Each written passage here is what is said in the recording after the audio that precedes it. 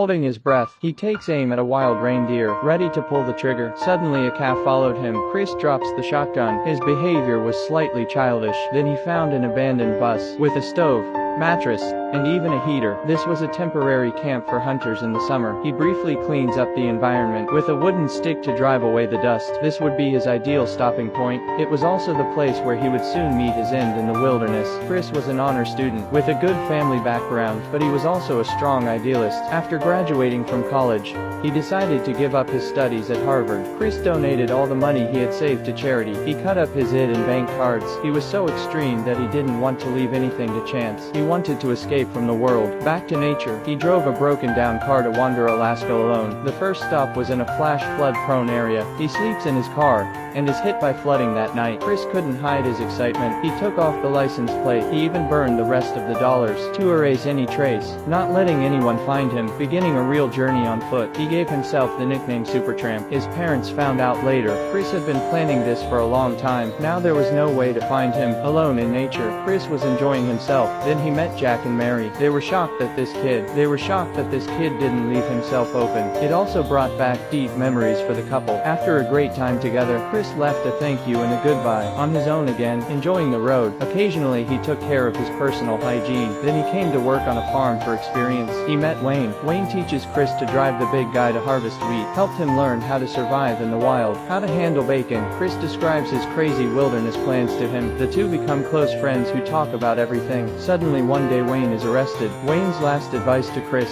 go back to Alaska in the spring. Chris is on the road again, and the start of his dystopian journey. It started when he discovered that his parents' apparently happy marriage was covered up with one ugly lie after another. The father was a married man, the mother was just a scorned mistress, and he and his sister became the so-called illegitimate children. Hypocrisy in reality. His life is like a river suddenly turned upside down. Chris used the money he earned from working on the farm, bought a kayak. He planned to go down the river. The police told him he needed a permit to kayak, and it takes 12 years to get experience to apply for a permit. Chris was stunned. Of course, he wasn't going to care. He swung his arms in the rushing river, without fear or trepidation. After conquering his fierce opponent, he threw his arms up in excitement and cheered. After being on the streets for a long time, Chris wanted to tell his family that he was safe, just as he was about to put in a coin, but finally gave up. Maybe he thought that no news of himself was the best news for his family. Kayaking across the iron bridge into the canyon, back to nature, he enjoyed the thrill of the